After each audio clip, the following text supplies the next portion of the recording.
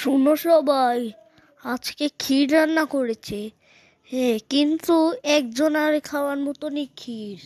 তাহলে কি করে খাবো? ও, ও, আমি বলছি, ঠিক আছে, বলো বন্ধুর ভাই। যে সব থেকে ভালো স্বপ্ন দেখবে রাতে, সেই খাবে পায়েস। ঠিক আছে, চলো যাই ঘুমাইতে।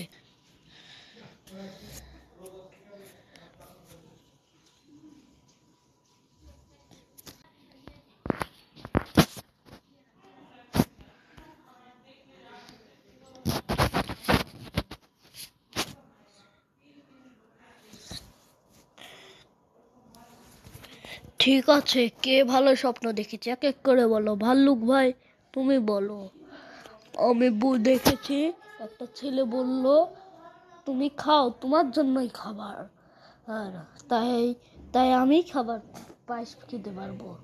ঠিক আছে, হ্যাঁ বানর ভাই, তুমি বলো এখন। হুম, হুম।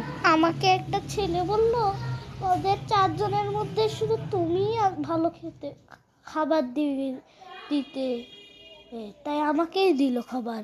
এখন আমি বলছি, আমাকে একটা ছেলে রাতে ঘুম থেকে উঠে বলল, আমার অনেক খাবার আছে, পায়েস তোমার জন্যই। হ্যাঁ আচ্ছা গাধা ভাই, তুমি বলো তোমার দ্বারা কি হবে? আমি স্বপ্নতে দেখেছি তোমরা তিনজন মিলে আমাকে বলেছ পায়েসটা খেয়ে নাও, না হয় নষ্ট হয়ে যাবে, তাই আমি সকালবেলায় উঠে খেয়ে নিয়েছি।